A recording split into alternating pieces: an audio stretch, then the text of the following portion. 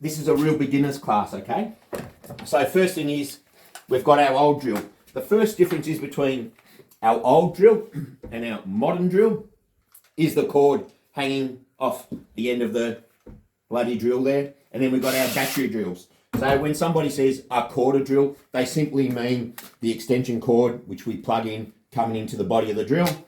And when somebody says a battery drill, there's no longer a cord, it's a battery. All right, so this is what we call a chuck, and this is where we put our attachments, whether we're drilling or screwing the chuck. Now, old chucks have a old chuck key, and the only way you can put anything into your drill is by using your chuck key. In the modern drills, we use our hands, so there's no need for a chuck key. But a chuck key, whether you turn it anti-clockwise or clockwise, all it does, I maybe should have lubricated this one up before I started because this is a bit bloody tight. Okay, there we go. I froze it, I unfroze it. So I'll show you what happens with the chuck key. When the chuck key is rotated, like such, now we'll see the little jaws come out. See those three jaws which come out of the chuck there, please? Mm-hmm. They're adjustable. I can make them retract. Oh, yep. Or I can make them extend. That is, those jaws adjust to accept whatever size drill you need. The cordless drill. All right, so when you go one way with the nozzle, holding the body with one hand and rotating, our jaws come out, getting either bigger or smaller. So I go the other way and it gets smaller, and I rewind it the other way and it gets bigger. So that's what we're doing when we hold our drill. I hold the drill with one hand and I squeeze the trigger and I'm holding the collar of the chuck. And all I'm doing is getting the jaws to go in or out. Yep. You know how we reverse our chuck in and out, and the tradesmen are always just holding what's the it. button? Hey? What button is it again on here? I can't see. Oh, the switch that forward and reverse. Is that one there? That's it there. All Okay. right, and it comes through the other side. Okay, yep. For beginners. The top of the drill here, this slide, this switch, is 2-speed. All right, so you've either got your slow or high. So if you watch the chuck, it's either going to go slow. Actually, I'll tell you what I'll do, because you won't see it. This will be a quick, just because I missed to fix it and missed everything in my cave, in my man cave. I'll show you what I mean. This tape will make it very clear for you what I mean. So when I go to that speed. Yeah, so that's slow. Slow. Ah, Fast. yes. So you can go slow. Yep. It's got a 2-speed clutch in it. Yeah. Okay. So I've got slow. Or you've got fast. I didn't know that. No. All right. So that's what that switch does on the top. All right. The other thing is the torque settings. What's that? So the torque settings, if you're doing concrete, concrete's quite hard.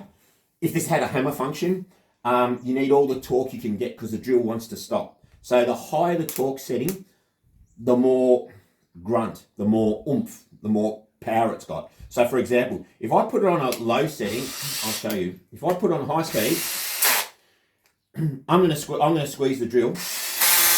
I can stop it with my hand. There's not that much power there. You mean low torque? Low torque. Okay. Yeah, low torque, not much power. If I put it up on a higher setting, I've just went from 4, which I can stop with my hand, and I went to 10. The noise changed, but it's also I'm using more power in my hand. Okay. Now, if I want to go to full speed, I don't know if I can do it. I'm going to go full torque. I burnt my hand. I can't stop it. Yeah. So that's the torque setting. So all I really wanted to discuss today was the chuck, how you use a keyless chuck, and how don't be scared. And that's another good thing. When you're learning your own drill at home, turn your torque settings right down. All right? Because then when you hold your chuck for the first time, it doesn't hurt. And it stalls out, you can hear a noise, but you're not going to hurt your hand. Because the last one I burnt my hand on because the chuck was going so I couldn't stop it. So if you learn how to reverse your chuck at a low torque, it's not spinning. Yeah. I've got enough strength to stop that. All right? So there's a speed for the spinning, and then there's a torque for the strength. Yes. And then there's a switch. It's not that easy now, is it? Everybody wants to be a tradesman until they got to do the tradesman work, hey? Yeah, so there we go. I think that has been a very good introduction to a keyless chuck. Wait a second, hold that, yeah. Make sure you subscribe, guys. We need subscribers, so get on, get excited, get involved, subscribe. I got a question. Go. Batteries. Yes.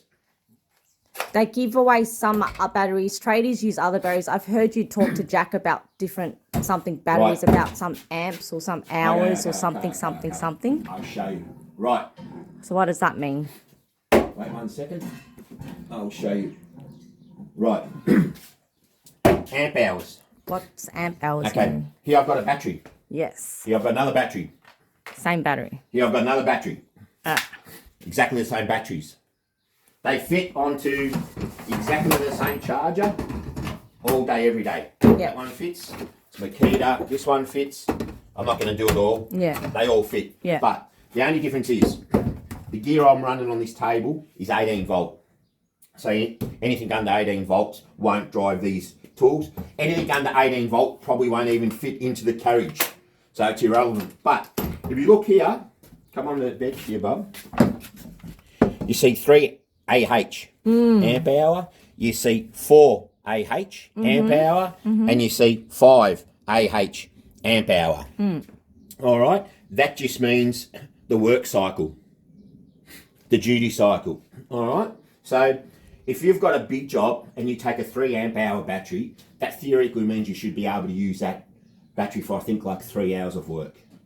So if you've got an 8-hour job, you're going to run out of battery, you're going to need to charge it. If you take a bigger battery, a 5 amp hour battery, that's going to last long. I know you're laughing at Steve W. Steve, I can say his name. Steve W is a friend of mine. He actually sold me this battery. I bought this off Steve Ward, and you're grinning. I hope I'm not blushing, but no, Steve Ward works with me. I'll get Steve Ward on the video if you know. This hasn't been stolen from Steve Ward. I paid this because he doesn't use Makita gear. He's got Milwaukee gear, all right? So, yeah, I seen that myself. But, yeah, Steve Ward's a friend of mine. I can call him tomorrow, all right? Yeah, that's another thing. There's a lot of brands too, because I'm talking about Makita. You've got Milwaukee, you've got DeWalt, you've got the cheaper stuff, Ozito. Do you recommend a Zito for beginners? Because they're so cheap and we can afford to use it and practice on it. Yeah, I mean, all my trading mates are probably cringing, but the thing is... Like for me, if I have my own set and so I don't break your stuff. No, because you actually do a lot of work. So you probably need more closer to my standard. But yeah, look, the cheaper stuff, obviously, it hasn't got the warranties, it hasn't got the torque, it hasn't got the accessories and all that. But look, the cheaper stuff I've had in the past, as long as you're using it as a handyman, you're not taking it to industrial sites, and I'm not doing 20 mil... And multiple properties.